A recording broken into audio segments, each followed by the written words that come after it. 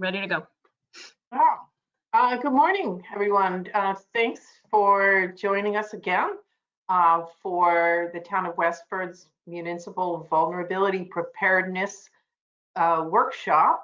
My name is Gabrielle, and I'm going to be your host again for this morning's workshop, along with Rebecca Cheney, Westford's Town Planner and the Municipal Lead on this project, along with Jenny Moonen, Ty and Bond's Project Manager. Welcome to the second in a series of workshops that will explore ways to protect the most important community assets identified within the Town of Westford.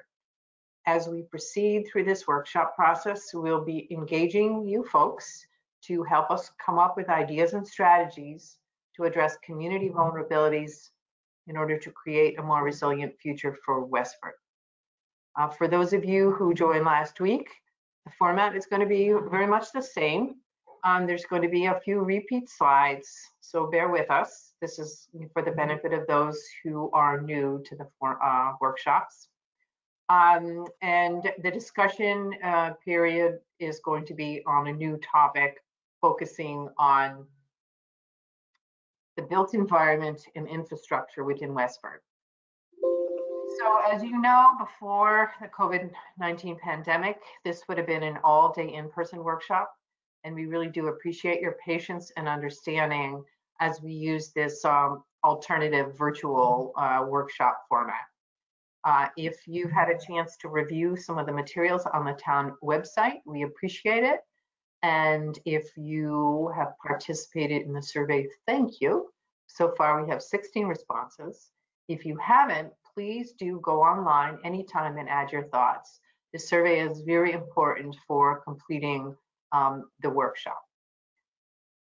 So looking at the agenda, we'll be alternating a series of short presentations with group discussions as we did last week. Your comments and input into the workshop are very vital, and we'll be facilitating the discussion using the GoToMeeting features. So I'm going to turn this over to Rebecca for a few introductory remarks about why we're doing this important work. Good morning, everybody. This is Rebecca Cheney, Town Planner. And just a couple things. I just want to mention that last summer the town received a grant from the state to develop a municipal vulnerability preparedness plan and a hazard mitigation plan update. And with our consultant, Ty and Bond, and a core team of municipal staff over the last 7 months, we've been working to complete these plans. And completing the plans will provide more opportunities to get funding for emergency preparedness and to prepare for more frequent and more intense storm events related to climate change. So this is the second of 4. We will be doing 2 more workshops each Thursday at 10:30. And any information about those workshops or uploads of these videos and recordings will be available on the Municipal Vulnerability Preparedness webpage, which can be found through the town's website. And I will turn it over to Jenny Moonen, Project Manager, to start the presentation. I think if it's Jenny or Gab, I'm not sure. Sorry. No, I can jump back in. Thanks, Rebecca. Yeah, and thanks everybody on the core team who's been participating. We really are grateful for all the time that you've spent and making the commitment to this process. And it's just been really helpful. So thank you again. And Rebecca had mentioned the website. This is just the direct link. And as she said, we're going to be working to upload as much stuff as possible each week. And so if folks want another chance for input, if you feel like we missed something, please, this is supposed to be iterative and ongoing. Please reach out to us because we're going to be compiling all of this over the next few weeks. So with that, let's get going. Oops, I didn't change the time apparently. Sorry about that. So I know that those of you who were on last week have heard this before, but we are going to start with thinking about natural hazard risks and areas of community strengths. And just that simple example I like to give is natural hazards are defined as natural phenomenon that might have a negative effect on humans or the environment, like the sun. So the hazard would be the sun. The risk from that hazard is sunburn. Vulnerability includes the length of the exposure, and mitigation action is either applying sunscreen or seeking shade. So I know you've heard this a few times for those of you who've been on all these public meetings, but for those who have not, that's our simple example and helps illustrate the terminology that we keep using in all of this planning. Natural hazards are natural events that threaten lives, property, and other assets. Typically, they can be predicted. They occur repeatedly in the same geographic locations, either because they're related to weather or physical characteristics of an area. A note, pandemics like the one that we're going through right now are not considered a natural hazard under hazard mitigation planning. The slide is showing all of the natural hazards that are listed in the State Hazard Mitigation and Climate Adaptation Plan. The 3 that are crossed out don't apply to Westford because Westford's not a coastal community. I did have a good comment in the survey. Somebody said, you know, it's important to recognize that climate change, sea level rise actually will impact even inland communities because we rely on the ocean to get goods from other locations, and we rely on it for our economy, and it will have secondary impacts even on inland communities. I thought that was a good comment, and I wanted to bring that up on this slide.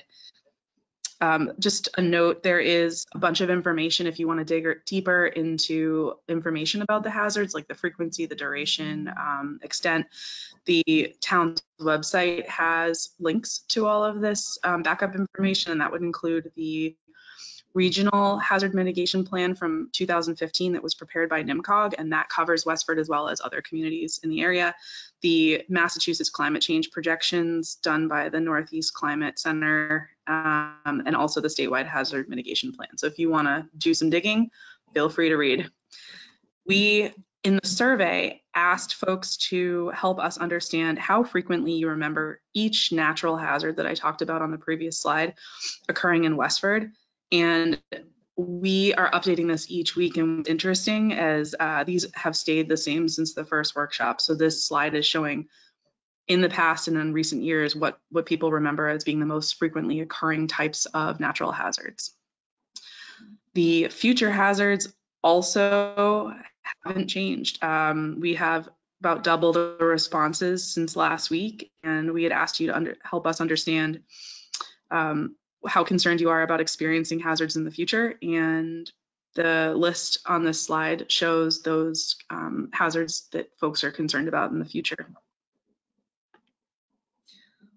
So when we take information from the survey, as well as assistance by the core team, that was really a much more detailed exercise thinking about probability, frequency, geographic extent, and severity of impact, the top natural hazards for Westford shake out on the left box. So severe storms, high wind, and think about the microburst. I think that was this weekend that affected was it around Nab Lake?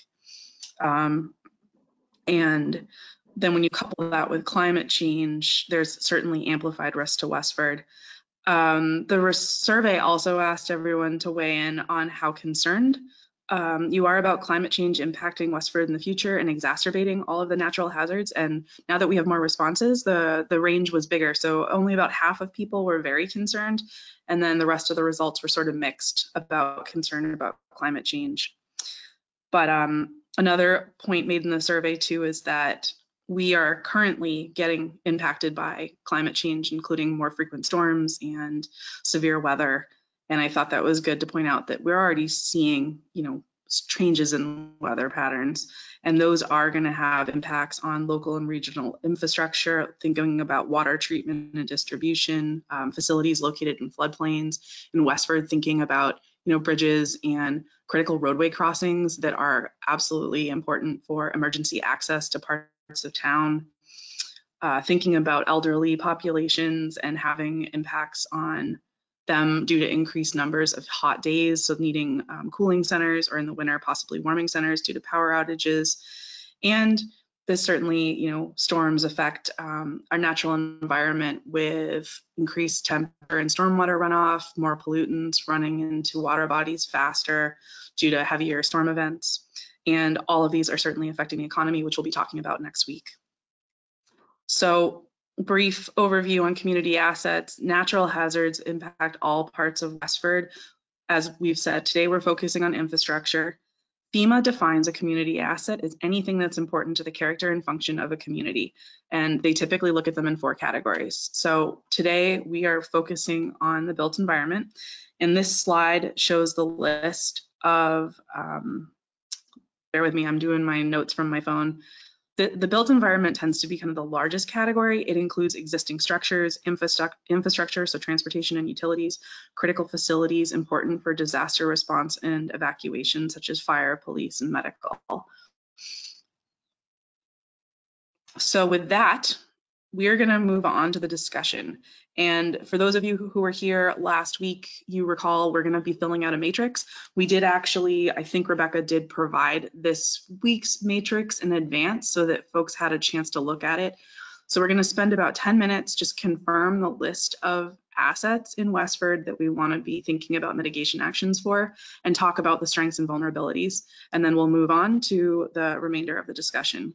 Before I just flip to the matrix, I do want to remind people of what a strength is and what a vulnerability is.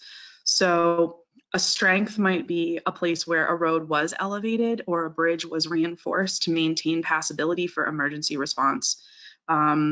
Thinking about a location where a culvert was already replaced because it was undersized or had a concern, redundant or improved communication systems for emergency response staff.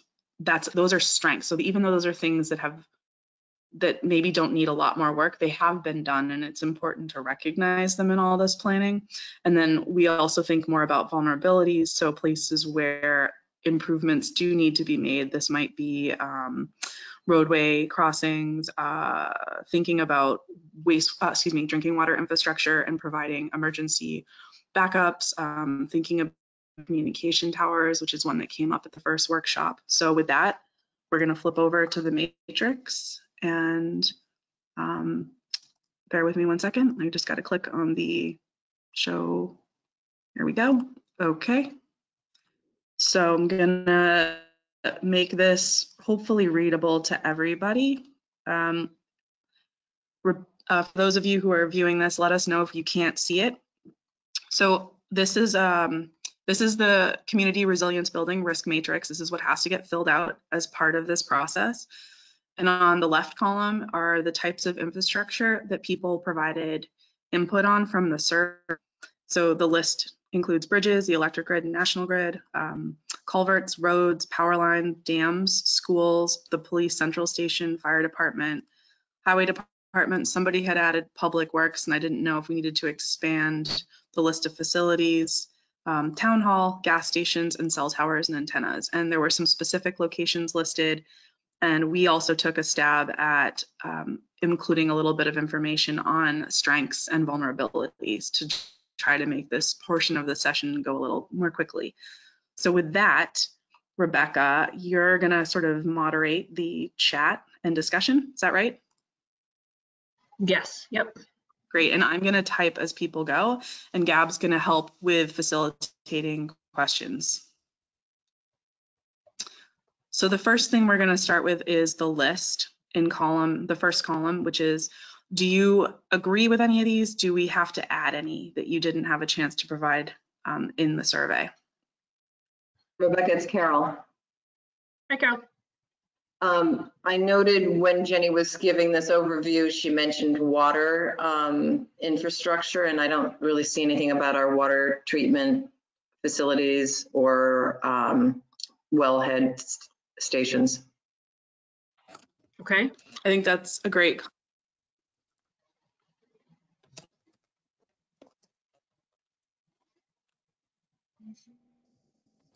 Okay, I think who we have on participating is all townsfolk. So if staff, so people can just jump in. I don't see any hands raised or anything like that. So feel free to just jump in when you're ready.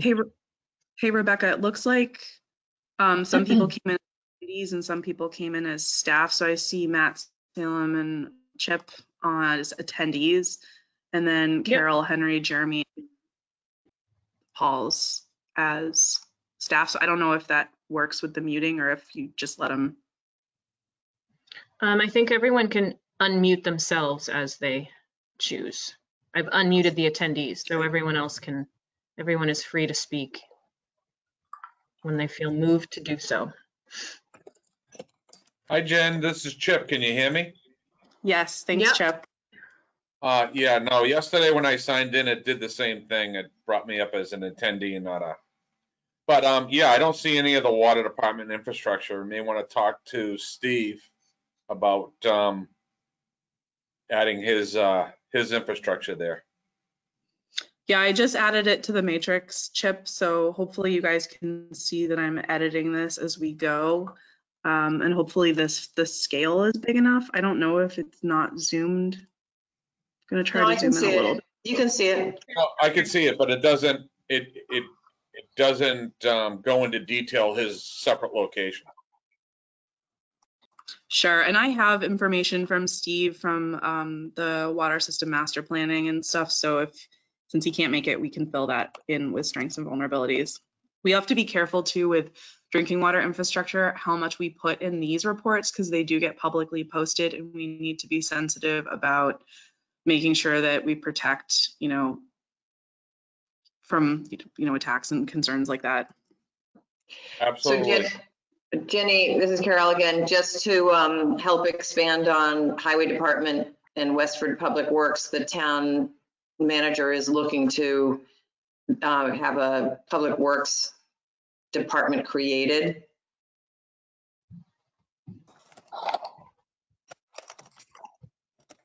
Yeah, I had heard that was put off until town meeting got figured out. Yeah, I don't know anything about the timing, but that's, just to give you an explanation, I think.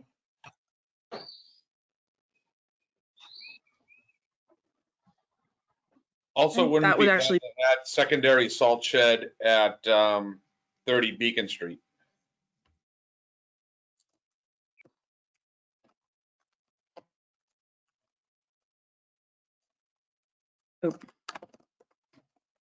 so Chip, are you thinking that's a strength because it provides a second location for de-icing? Absolutely. Jenny, I have a question too. This is Carol again. So we do have some new development that has several stories of high for apartment complex. I don't know whether anybody else feels like there's any need to be aware of like the heights for as a vulnerability if we can't like reach certain heights with certain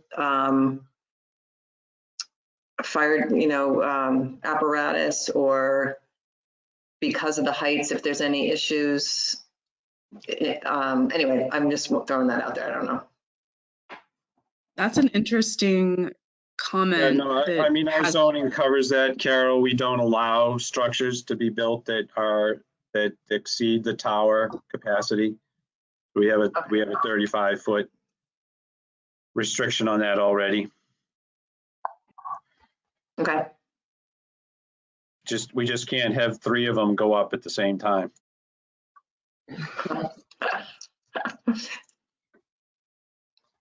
Hi, this is Paul Fox. Sir, you guys think?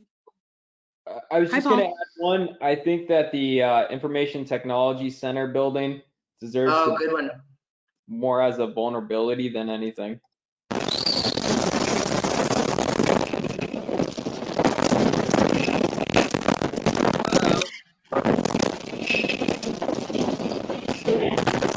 Anyone else hear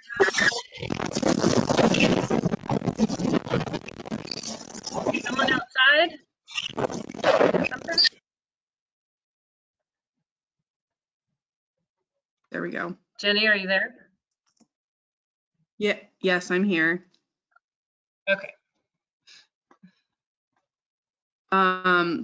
So the Information Technology Center is a vulnerability. Is this a site where this is central servers? Yes, that is.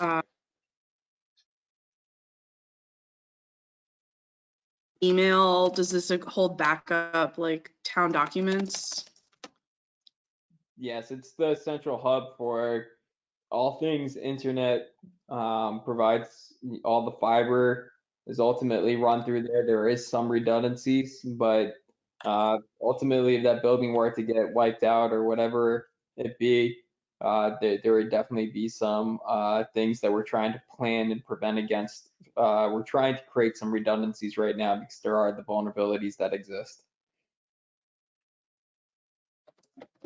Does a emergency response communication go through that building? No, a lot of that is housed on the police station with their towers that they have, and the fire department also has a tower too, I believe, located somewhere else. And then Chip, if I'm not wrong, I think that is there a tower at the highway department that also helps? Yes, highway department's got several towers. Mounted on the building, there's a repeater for the highway department. And then mounted on the salt shed, there's a fire department repeater and a water department SCADA system repeater. Also behind the town hall and police station, there is a AM radio antenna.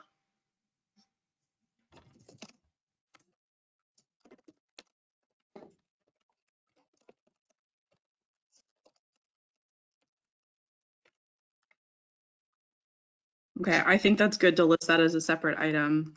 Yeah, and there are other repeater antennas around town that if somebody's on from, if Joe Togg's on, he could go into more detail, but up on top of the ski area, the water tank over in Russell's Way, water tank up on Prospect Hill, etc. And I get concerned about listing a lot of specifics because, again, we want to be careful about how much information we put out publicly versus just kind of being general. So I totally hear you. I'm just giving you the information. And yep, no, I appreciate it, Chip. Yep. Are there, while we're on that topic, are there any vulnerabilities that you guys want to talk about or things that need to address communications infrastructure? Biggest thing that I could see on communications is that it's very important for us to maintain our own communications totally separate than anybody else's. In other words, our radio system for both public safety and highway is redundant. In a situation of a disaster and so forth, your landlines and your cell phones are going to become pretty well non-existent for our use. In fact, we had that happen on Saturday with our weather event. The town manager couldn't send text messages with images, and there were some other spotty outages with cell phone use. She was in the area of the primary weather event. And that's tough when you got communication shut down with key people. Yeah, I've also been informed by some of the carriers that people that have these current leases on some of these towers and infrastructure and so forth believe their lease is worth more than they're getting paid. So when it's time for them to renew their lease, a lot of the carriers are actually dropping carriers. I mean, I know Verizon got kicked off of one of them, and that's a major, that leaves a major hole in places that you did have communications. Is there anything that you guys have been talking about doing, or is this just really an economic thing? As far as our communication system, I think it's in very good shape for what we have. It can always go up in quality, but for a town our size, we're doing pretty good. You can go up into the digital ranges and some of the other capabilities, but I mean, both myself and Kevin's trucks, I could talk statewide, which is unusual for a public works.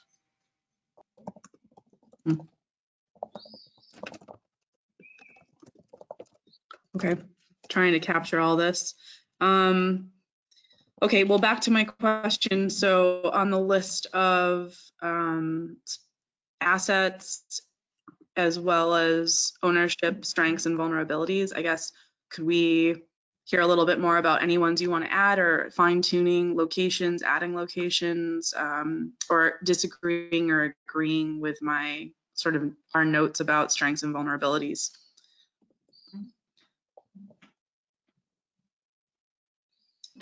Jenny, just again, I know you're not putting in everything, so I don't know like why we have Murray Printing Company Dam and NAB Dam. There are a number of other ones. Like, I don't know if we actually do want to list those. They're not private necessarily. I mean, it's more public information, or do you not want to include more? No, we can include more. Those were the two that were listed in the survey specifically, Carol. So that's where that came from. But I know that there's dams. Do you want me Hey, Jenny, hey, Jenny, it's Jeremy. I think I listed NAB Dam, and the reason I listed that, I remember when I first started, I think it was back in March 2010. That dam almost overtopped. Chip actually had to get out there with a number of different large pumps and try to prevent it from overtopping. So I did add that one there, but obviously all dams could be vulnerable. You just look what just happened in Michigan earlier this week. Right.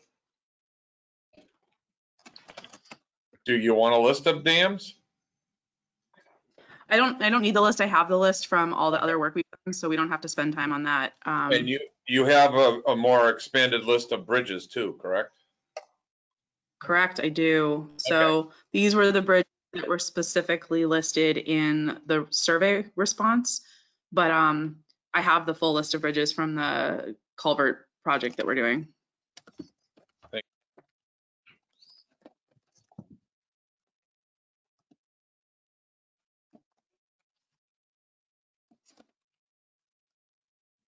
Does anyone know why somebody listed specifically Union Square for roads?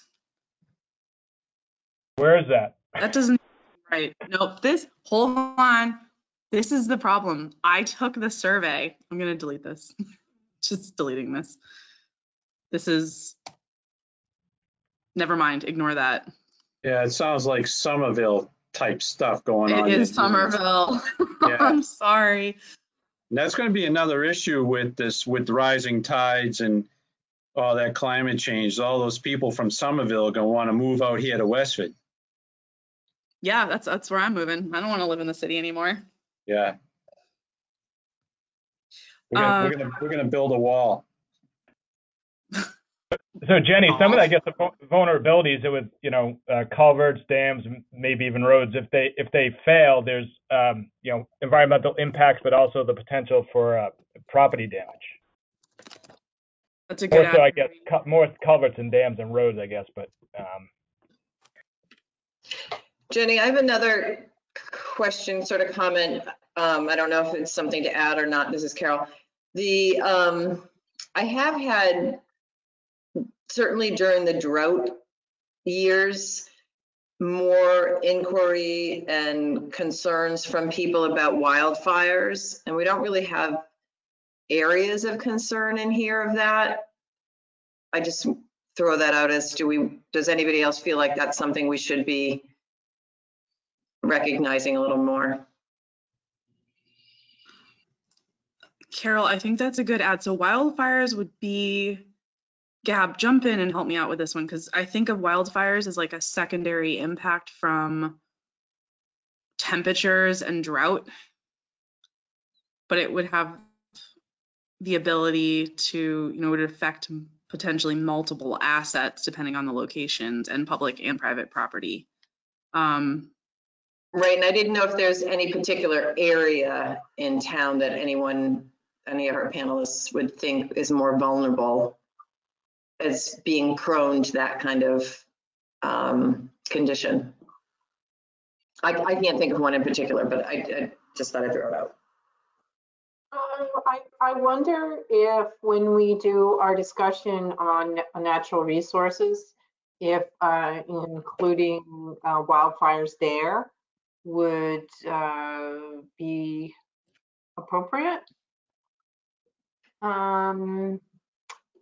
know I just got an inquiry this morning because of all the slash from the tornado / microburst. right, and I know that, you know, tree trimming program and debris management have been, you know, two particular supporting mitigation actions that address wildfires. Yeah, I'd throw in forestry as well, forest management. Yeah, so my inclination is to move that to the natural resources discussion, which we'll do in June. So, Yep, thanks. That's what happens when you put conservation on infrastructure. That's okay. That's okay. But well, no, but Carol, it is a valid question about, are there specific town facilities or infrastructure that could be close to areas that we worry about wildfires? I think that's kind of the question you're asking in the context of this session. I agree with Gab that wildfires do tend to belong more in the natural environment, but you're kind of posing it to the group, like, are there specific town controlled places that we should be worried about that? Where they're close interface to areas susceptible to wildfires. I didn't get that. Try tap.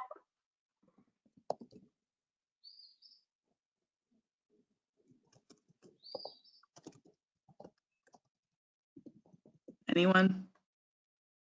Bueller? I do like that, Jenny. I do too, and I should probably stop using it.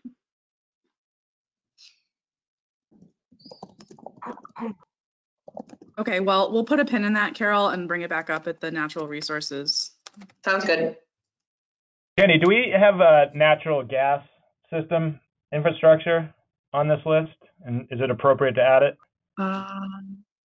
We have electric grid, power lines, it's the same. Definitely would be appropriate. It would definitely be appropriate. I'm gonna just Yeah. Yeah, not only the local system, but Tennessee Pipeline goes through a section of town too. Do you know which corner or where that is offhand? Tennessee Pipeline crosses at the southern border with Carlisle. So Ray, nobody from health department's on today, but I also wonder, there are some wastewater facilities in town. Yep, the stepple system and the schools. Oops. I have that information because as part of the stormwater management master plan, we did an add-on with like an O&M plan and an inventory of all the wastewater. So I can add some more about that because that's certainly a vulnerability if it stops functioning. It's also a strength because it's not relying on ground. Yeah. Sorry, I'm just thinking out loud. And Jenny, I don't know when that report was done, but there's a new one associated with the 3 apartments. Oh, okay. So there's a private and town. Yeah. There's a bunch of private ones also. Or the apartment.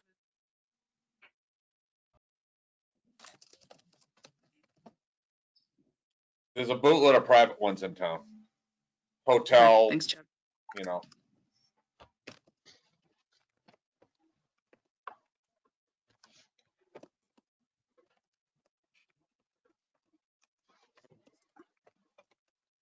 Jenny, will you be wanting to get locations of all of those private wastewater facilities?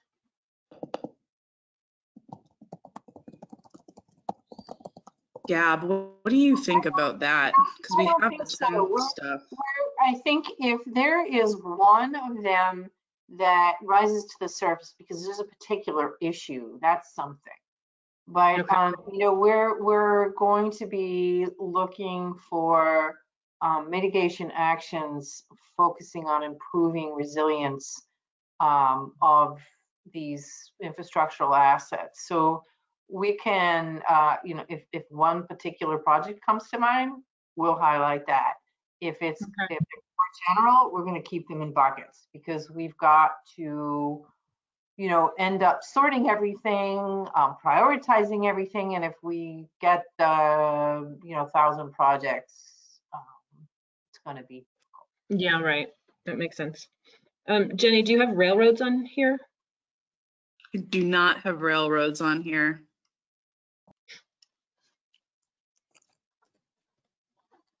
I know there's the railroad that crosses east-west, sort of. Pan Am Rail, the Stony Brook line. Also, you have 2 interstates across town. True. 495 and Route 3.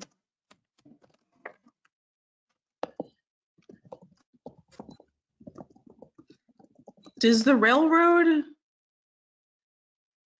I guess, can you guys talk a little bit more about the railroad and how it's used and what benefits Westford gets from that? The railroad is a line that comes from the Groton town line and exits through North Chelmsford. It is strictly freight.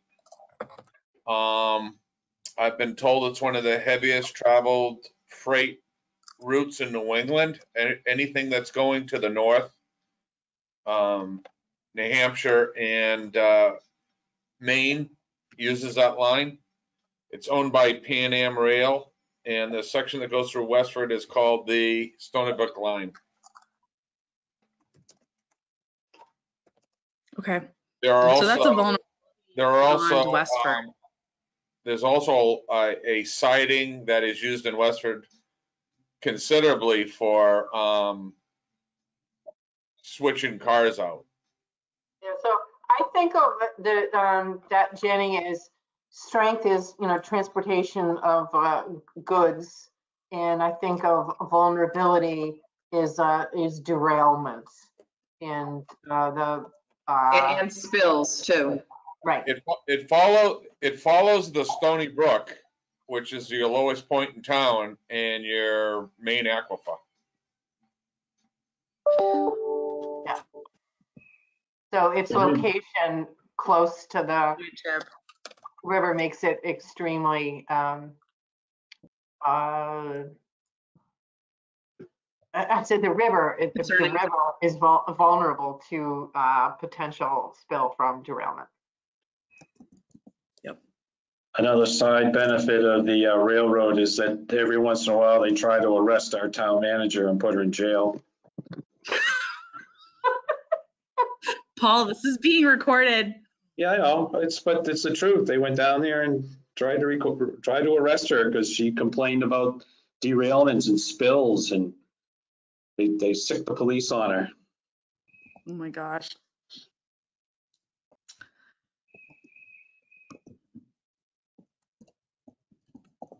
All right, we're at 11:10. That was about the 20 minutes we were going to spend on this list.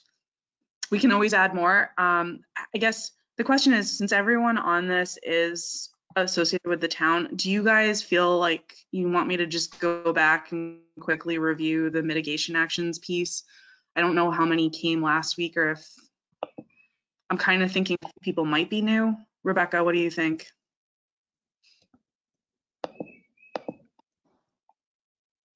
One of the other things, Jen, just while I was thinking about it, is the fire department has a bunch of LZs, landing zones for helicopters. And the one that's opened year round and plowed is the one here at the highway garage.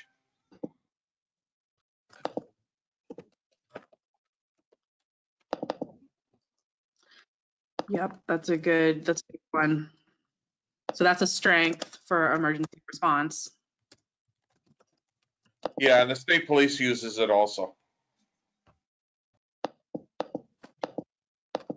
Okay. But the other zones aren't plowed, so they're vulnerable to winter storms. Yes, yes. They're not, some of them are large cul-de-sacs, but they may need additional snow removal to get a helicopter in.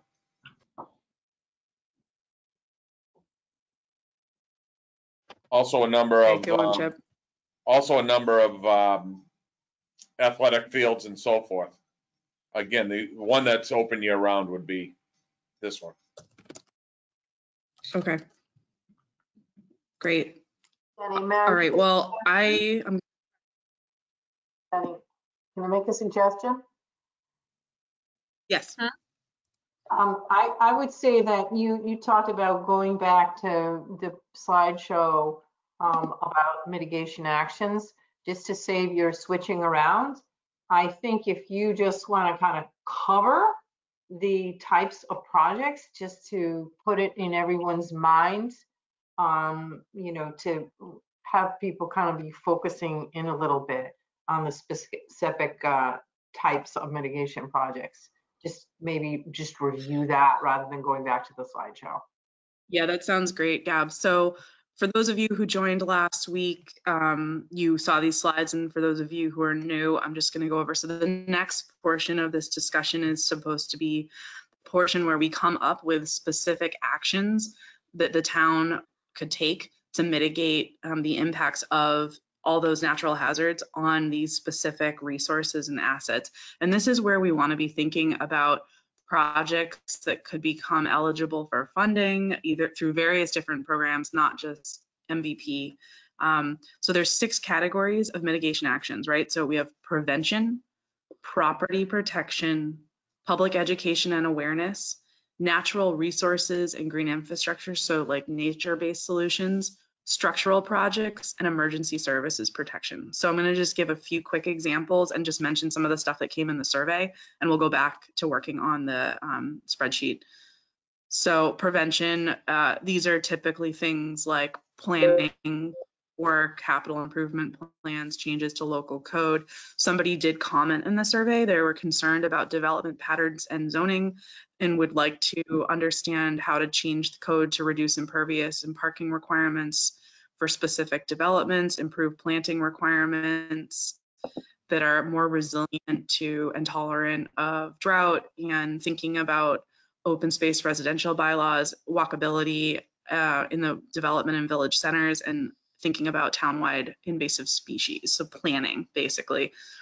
Property protection is purchasing, elevating, relocation, or structural retrofits, thinking about snow loads, wind loads, flooding. I'm not going to even explain public education and awareness because that's just and then again, this program through EEA is very heavily invested in nature-based solutions. So thinking about stream corridor restoration, watershed management, wetland restoration, installation of structural stormwater BMPs that are sort of more like low impact development type things. And then another comment was from the survey, thinking about street trees and green infrastructure to reduce heat island effects is something they wanted us to talk about. And again, invasive species came up. And then structural projects are actions that specifically control the hazard, directly protect people and property. This might be like construction of things, improvements, specific improvements to culverts or channels, drainage, detention and retention, building new facilities, like thinking of the fire station being in the new fire station.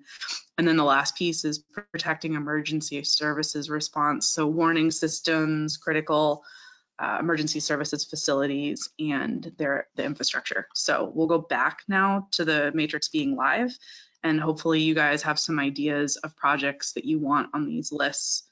And I'm going to hide the ownership and the specific locations because I think everyone knows where they are, and shorten up the vulnerabilities and strengths.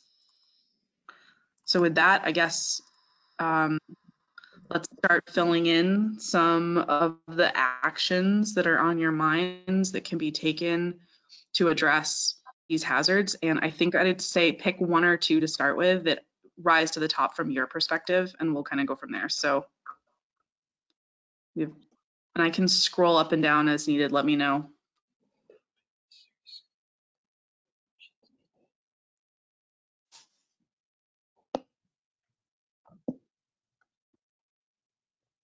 Ooh, crickets, good. You want me to go? Sure, Chip, go.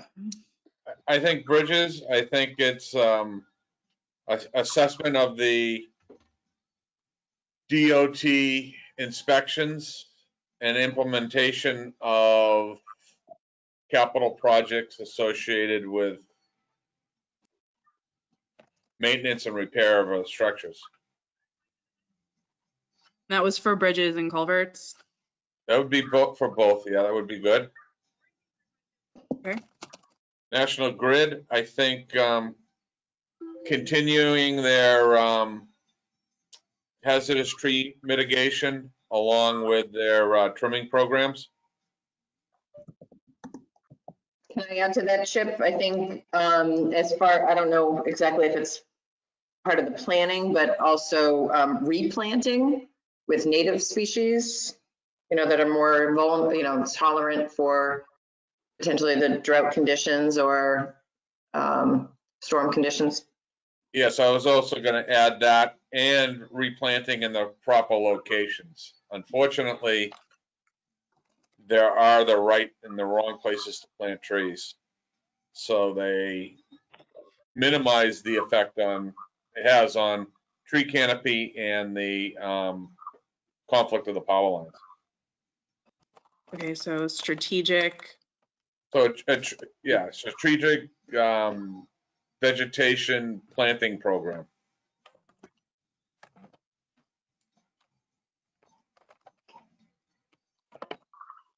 That's a good point. I see that a lot where I live, where they want to plant as many trees as possible and don't look up at the power lines. I'm like, this is just putting another tree that's going to have to get trimmed under the power line. They just did it at the bridges down on Route 110, the memory unit there. They planted a whole bunch of fast-growing shade trees right underneath the power lines. And another year, they're going to start getting trimmed around. If they were back another 30 feet, they'd be beautiful trees.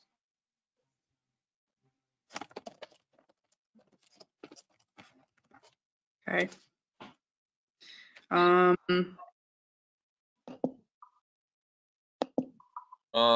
Maintaining good roads. I mean, that just goes hand in hand. There's a lot of old gas infrastructure in town that needs updating. There's a bootload of leaks.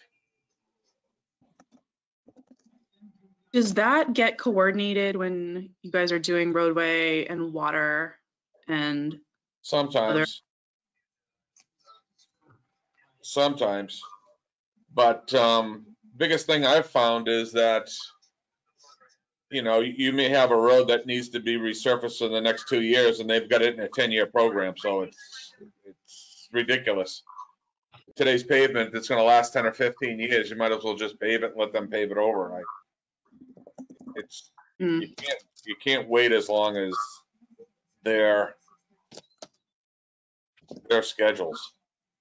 Yeah, we typically reach out to them at the beginning of a project. So there's been some projects over the last several years where they've taken advantage of our construction and put in new main. But for instance, we have that MOP project coming up that had almost 2 miles of road, and we've been back and forth with her different things. From yes, we want to replace infrastructure, no, we don't. So we make every attempt while we have the road open to accommodate any upgrades and repairs and replacements. Yeah. And that's mostly on a complete rebuild or a major job. If it's just a resurfacing, we give them an opportunity, and sometimes they don't take advantage of it, or we're moving faster than they move or their budget allows.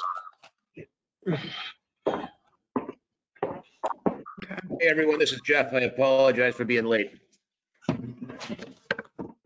No problem. Thanks for joining us, Jeff. We're at the point in this workshop where we are looking at the list of community assets that are considered infrastructure and talking about specific mitigation actions, so things that the town can do to protect or help make these facilities more resilient to natural storms. So like nor'easters, extreme temperatures, thinking about severe weather, including things like high winds, thunderstorms, ice, hurricanes, blizzards, and microbursts. And then invasive species is one of the top hazards as well. And I think, so we can just keep moving through this as folks have thoughts. I guess maybe we should just do a time and have people weigh in. You want to do dams next? Let's do dams. Dams, continue the required DCR inspections and implement recommended mitigation and maintenance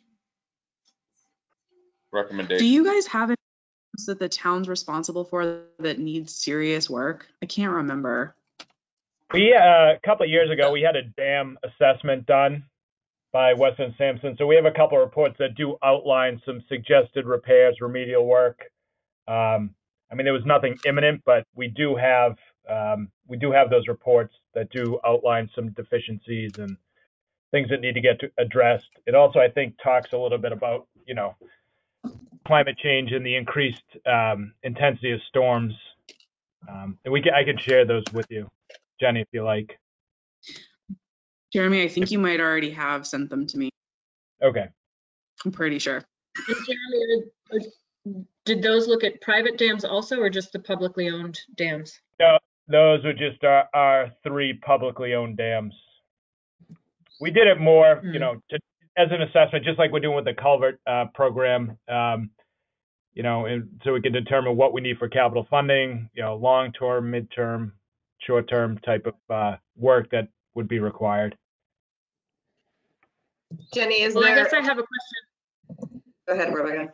Carol, maybe you can answer this, Carol, or someone else out there. I just have a question, and it's only because I've heard from Carol dealing with a privately owned dam, what the maintenance requirements are on those and how those might be liabilities to the town if we don't have any oversight or any, and I don't know that we don't have oversight, but I'm just sort of throwing it out there as a possible risk. Big time. And I know that's not where we are right now, but. Big time. It's been on my radar for years with nothing that the town has very limited capabilities, namely the dam that's over at Courier or Abbott Mills. Well, and I've been dealing with one at Greystone, which I don't think is at risk of failing, but it doesn't meet the state's criteria. It doesn't have the overflow.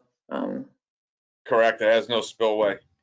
Also, if you're talking about dams, you've got the dam that's located within the mill itself that controls the canal. It's actually, I think, called a penstock. Called a penstock?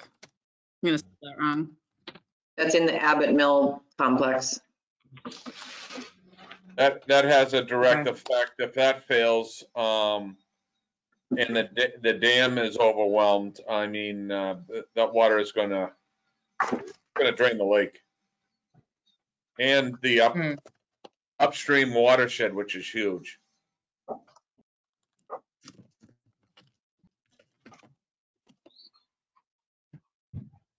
So the effects downstream. Has there been talk of the effects downstream? I think would be catastrophic. So Jenny, I don't know if that might come under like education and outreach, as there being need to make sure private dam owners are complying, or.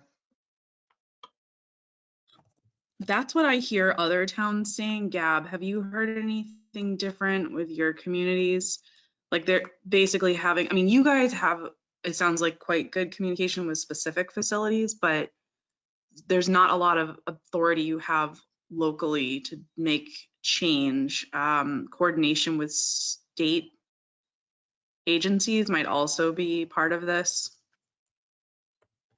Yeah, because I was thinking along the lines of the grants, you know, it seems like the money's not really there for enough of the inland dams.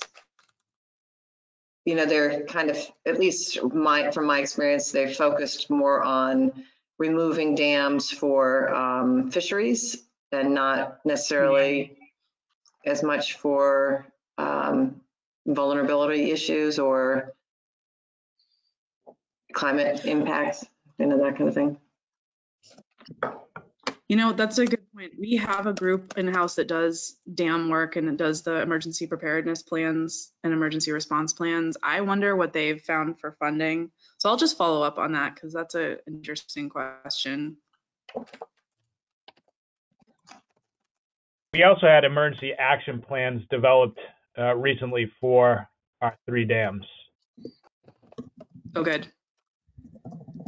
So that's a strength. I'll move some of this around because some of this does fall under strengths and vulnerabilities instead of mitigation actions, but it seems like education is the sort of education and coordination with state agencies is the best mitigation action. And then possibly if there's education about funding opportunities, that would be it. So I think that kind of covers what we can do with dams, right? I don't have anything else. Okay. Schools had been listed on the survey. We haven't really talked about them yet. I know the schools can provide shelter. We didn't put the full list in because Yeah, schools were covered under last week's discussion. I don't know if you specifically want to repeat them here, but yeah, that's they're what I was thinking. typically a societal asset, even if they have. Right. So we did cover them. And I think everyone agreed that the shelters didn't need, as my memory was that the shelters were in pretty good shape. Oh, no, I'm remembering a different town. Are there? So can I just ask this on schools? Are we all, so we're still in this infrastructure thing, so we're not talking about like using it to educate students about climate change and infrastructure needs or anything like that?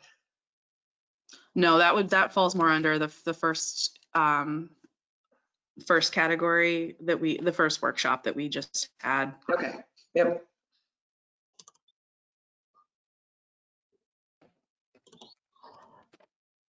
Okay, we can move on from schools unless anyone has anything else. Police Central Station was listed as an asset that was important. Are there any specific vulnerabilities? This is the one next to Town Hall, right? Yes. If there's nothing from the police, and maybe Paul Fox could add to it, I know that one of the weaknesses there was the emergency generator. I'm not sure the status of that right at the moment.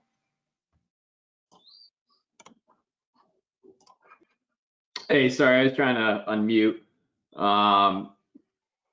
The generator's still holding up pretty well. It's not, it still hasn't made it on our capital replacement plan, and we've talked about potentially doing something with it during some future building projects, but right now it hasn't been addressed. I would agree that it is a major component needed though to support our operations, if you will. Also, I'm going to try to call in. I have to get on the road for another project, so I'm going to try to do the rest of this from just phone call. Okay. Thanks, Paul. Great, thanks, Paul. Anyone have anything else on the Central Station? I think on both fire department.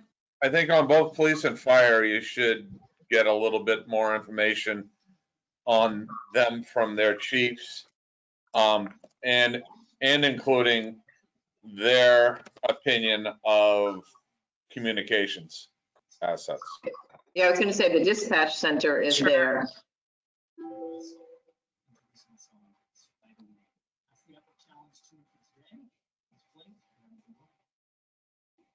Actually, it's at the police station, Jenny.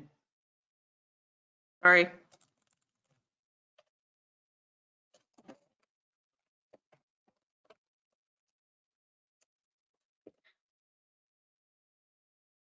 Are you guys part of any kind of regional backups for dispatch? Or some of the other towns we've worked with have said that they're sort of evolving from a town specific dispatch process to have backups in other locations in case something goes down with communications locally, like in a severe event, and that there's like a regional opportunity for dispatch. Maybe I'm hearing that wrong. No, you're right. my There is some redundancy in some of it, especially on the fire, and I think on the police side. But we've just recently combined the police and fire dispatchers into a central dispatch. But outside of town, I'm not sure what they have. I do know that Westford actually dispatches for one of the fire districts, but I don't know if we go down who's next. I think it might be Chelmsford for District 6. Okay. Well, after this, we're gonna circulate this whole list to the core team to have one last chance to provide input. So for those who haven't been able to join in and have a discussion, they can add stuff, and I can have one-on-one discussions as needed. So we can move on, since we probably have to get some better input on police and fire needs. Thinking about highway department. When we built the place, we only built it with one entrance, and if an opportunity comes available with adjacent property, it would be ideal to have a second means of access to this location. The other thing, it would be also beneficial to increase our fuel storage for redundancy for all town vehicles. Currently, we only fuel the highway vehicles and some others out of here due to the size of our tanks and the access to this for the fuel deliveries in the winter. You mean they can't get up that hill? Sorry. They will not deliver to this facility if there's any type of snow on the ground or forecasted that day. They will not deliver to this facility if there's any talk of thunderstorms for that day.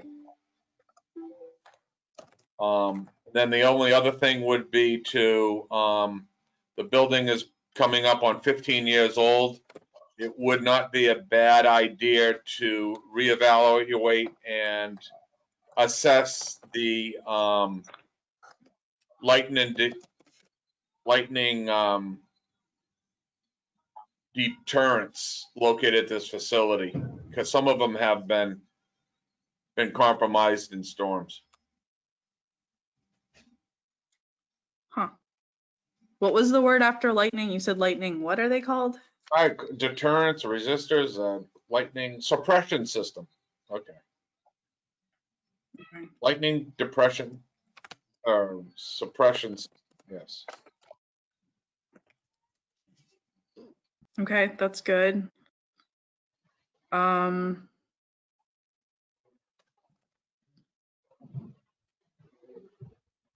Anything else on that facility? I'd like to move my office to the second floor so I have a better view. Well, yep, not putting that in here.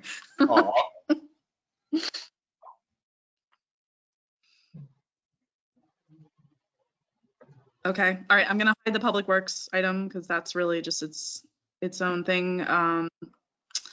Town hall had been listed.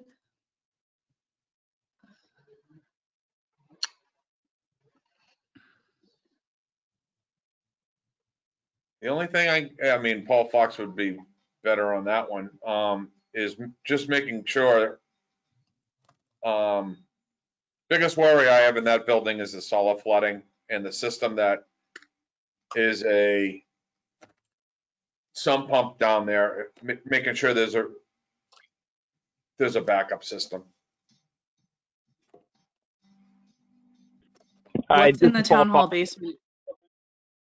Hey, Hey, Paul. So hey, sorry about that. There's a bunch of mechanical equipment down there, and I agree. You know, water infiltration, I think just, you know, with any building moving forward is obviously a concern. I would say that throughout all of our buildings, I've pretty much seen a redundant system, just across the board. So the chances are definitely going down with that in mind. And then in addition to all of our critical infrastructure and systems are on generator power. So and all the buildings throughout the town of Westford are supplied with a backup generator. So the chances are low, but the risks for impacts would be there, but they're the same for every building as well.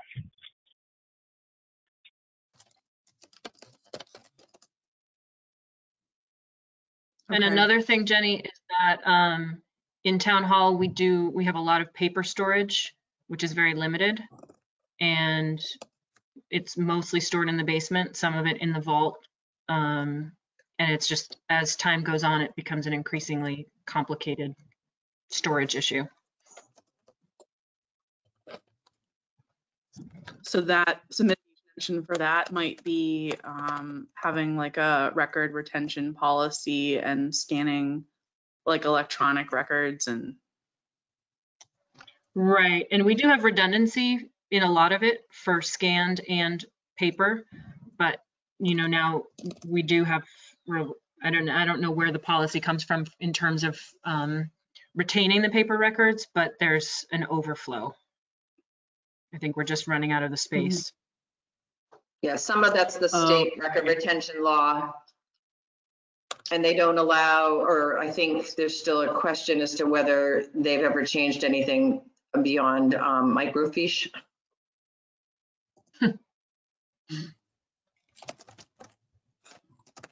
So basically you need more space for physical records. Yes. Well, and a change in the state's allowance for the scanned documents to satisfy some of those permanent record requirements.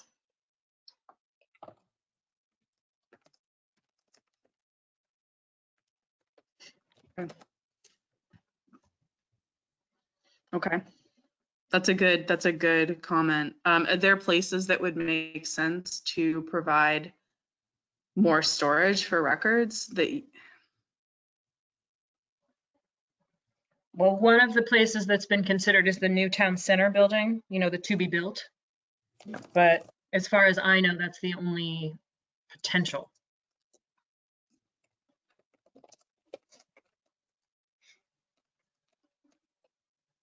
Okay.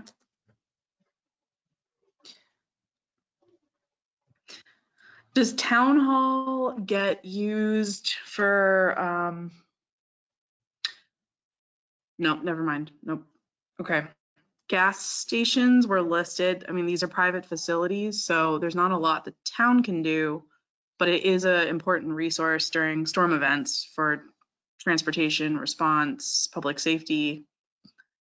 Gab, what have we talked about with other communities on gas stations?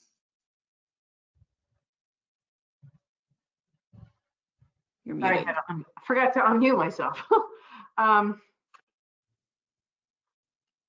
Well, their ability to operate if power's lost, because not all gas stations have generators. So yeah, that was. You got to know which ones do, which ones don't. So it's like an inventory. Yeah, some other towns had talked about just an inventory of the gas stations and who would be able to provide needed services. Right. Hi, this is Matt. One, I know we're not on strengths and vulnerabilities, but one of the vulnerabilities is that they're kind of located in really two parts of town. I mean, you have the cluster right on Littleton Road, and then there's the other three that were listed are up on Route 40. And really, after two areas of impact and there's no gas stations open in town, was kind of just a thought I had. No, that's a good add. I can shuffle that into the vulnerabilities.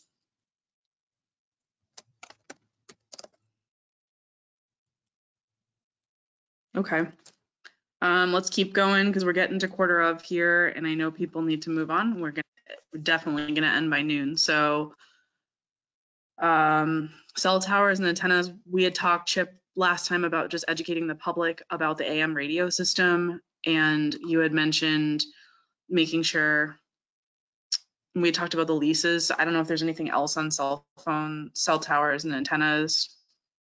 The thing that comes to mind is not all of those have backup power. So if you do have a situation where you lose power to it, you also compromise that signal coming out of that tower. Do you guys keep an inventory? Does the town need to have an inventory or some kind of coordination with those facilities? I would think it would make sense overall, but I don't know of one. Okay. I will talk to Steve more. Yep. You know, all of ours have, I believe, backup power. But I'm not, yeah, I think all of ours do have backup power, but I'm not sure of the one up at Twin Peaks over in Russell's Way.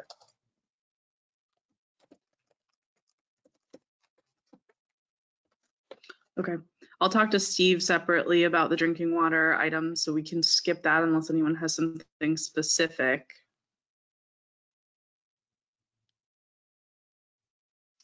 Secondary salt shed. Chip, is this a hard like what kind of cover is it? It's a high arch ground barrel building. It's 80 by 104. It can hold about 5,000 tons. Okay. Are there any needs for making that site more resilient to for access or more holding more material, or? I think it wouldn't be bad to evaluate the structure and kind of put it on a capital replacement list. It was built in '97 and we used 20-year shingles. So okay, that's a good one. There may be a need to, the whole idea is to keep the salt from getting wet. City of Lowell is actually going to have to replace their whole structure because they didn't keep up with the maintenance of the roofing material. Okay. Okay, we're getting close to the end. So the IT center, we talked about creating redundancies in that facility and with that system. Does anyone have anything else? Again, redundancy in that system.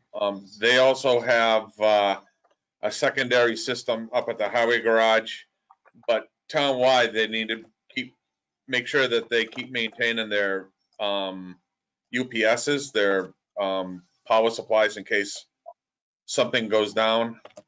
I know that there are a bunch of them there, but you know, you only find out they don't work after they don't work. Jenny, it doesn't look like Paul Fox is on right now, and our IT director, Mike Wells, you might want to talk more directly with them. Hi, this is Paul Okay. Fox. I'm sorry. I am still here. I'm trying to little multitask here. Was there a specific question? I know that it was kind of in reference to the IT building and what its capabilities were. Is that correct? It was more, yeah, it's about the IT center and what specifically you would need for creating redundancies, or is it another facility? Is it well, just specifically? Sure. So the plan is right now that as part of the town annex building that was proposed, that would be the central hub of the IT department. And then the secondary hub, which would be a redundant system of every single component in the new town annex building, would also be housed at Westford Academy, which we are trying to upgrade the capabilities there to include a new generator, to supply additional power to help supply all of those backups. So essentially, we want 2 tech centers, and right now we only have 1. Okay. That'd be for all things IT across the board, to include your phone systems, your internet, all of the data, electronic data storage, access card readers, camera systems.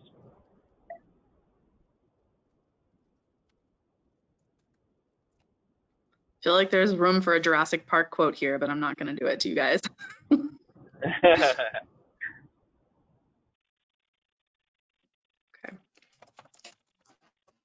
Okay. Okay. We talked about communications infrastructure and keeping maintenance going on town public safety and highway equipment. Anyone have anything else on other communications infrastructure?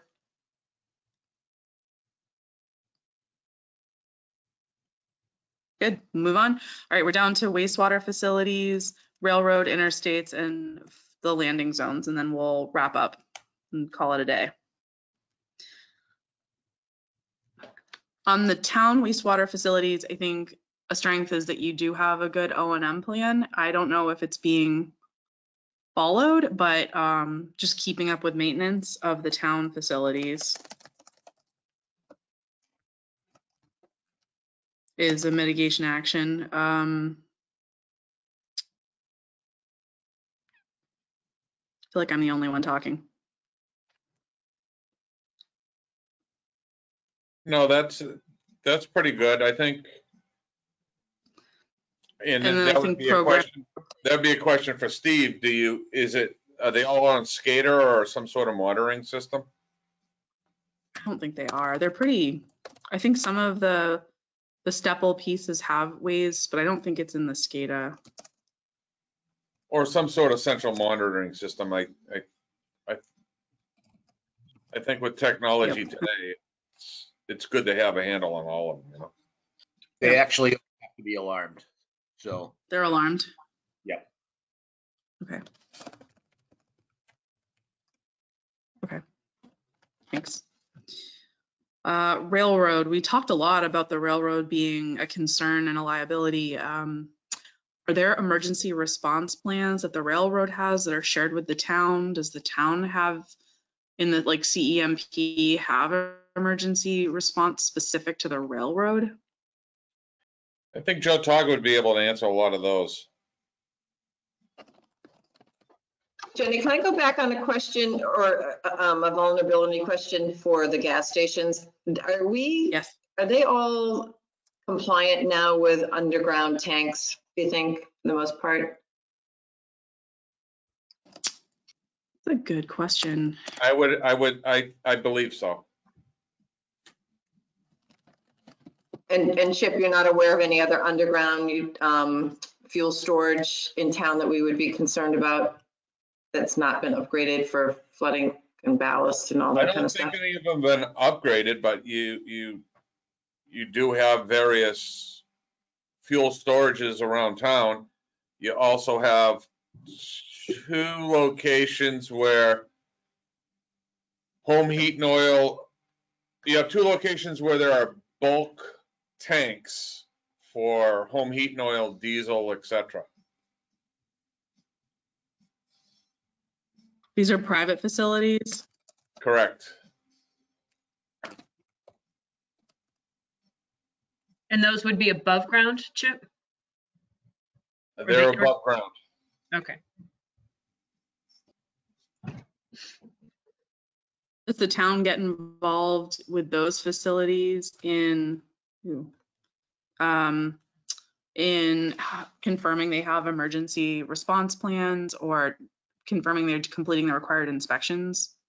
I would imagine that would either be Board of Health or Fire. One of them's Healy Oil, and that's a fairly new tank farm they have. And the other one is Concord Oil over off of Forge Village Road, and I have no idea.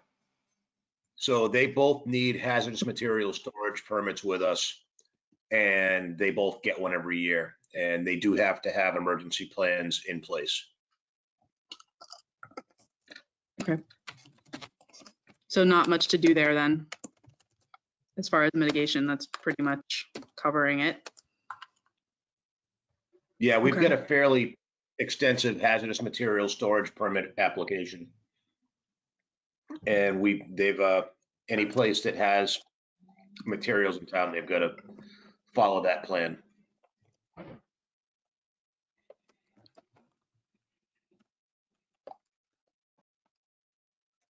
Okay, thank you. Okay, 8 minutes left and we'll really let you guys move on. We were down to railroad. Joe Tard could answer about emergency response plans. There's the interstates and the fire department landing zones.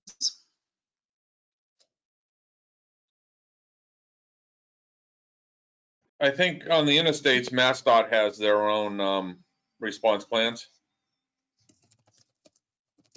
Yeah, I would think that wouldn't be something the town would be involved in. It'd be kind of nice to know what they are, because we usually beat them there pretty much. And the other thing would be the landing zones. I think that would be more Joe Togg at the fire. Okay. Okay. Does anyone have anything else that you want to add now, modify, something that's come to mind in the last half hour as we've been working through this? This isn't your last chance to go at this. This is all going to get, compiled and organized, and we're going to reshuffle based on sort of, this is kind of brain dump format right now. So you will have one last chance to look through it all. But right now, while we're on the phone, anyone have anything else?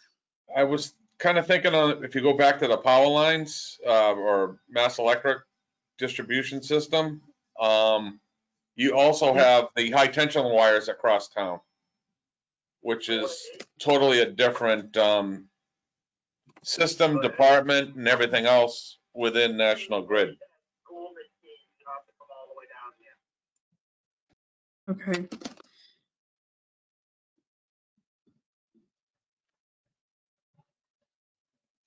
I really can't spell some words, huh? Okay. I added that. Well, I guess I'm not going to go back to the PowerPoint, but you guys know in the end that there's going to be 2 more workshops. We're going to have some draft reports we'll ask you to review and provide input in.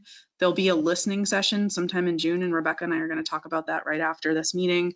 And we will be asking everyone to take a post-workshop survey, and that will be to rank and prioritize the results from all 4 surveys. So typically in the in-person process, we would be in a room and having each table sort of come up with their top 5, and then the group would rank everything as a group. So to capture that piece of the guidance manual, we're going to do it electronically. So every stakeholder will have a chance to weigh in on sort of what are their top priority projects and resiliency actions, mitigation strategies.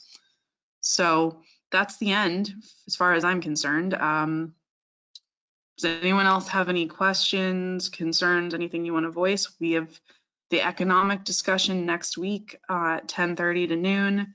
So if you have thoughts on that and want to take the survey, we'll pre-populate the matrix once again, and then environmental assets will be the final workshop on June 4th. I just realized nobody can see me. Yeah, I'm just putting a pitch in to take that survey. We are we'd love to have higher numbers on that. That's going to be a feature in our final draft findings reports, and we want to make sure that we can document to EOEA that we really did have good participation. So those survey numbers are important. My final pitch. All right. And thank you for letting me listen in. I'm extremely impressed by the knowledge and the coordination and how everyone was able to talk without raising your hands. Okay, thank you. Thank you all for taking so much time. Thanks, Thank you. everyone. Hopefully see you Thank next you. week. Thanks, Jenny. Happy holiday weekend. Yeah. See ya. Yeah. Woo. Can we stop recording, Rebecca?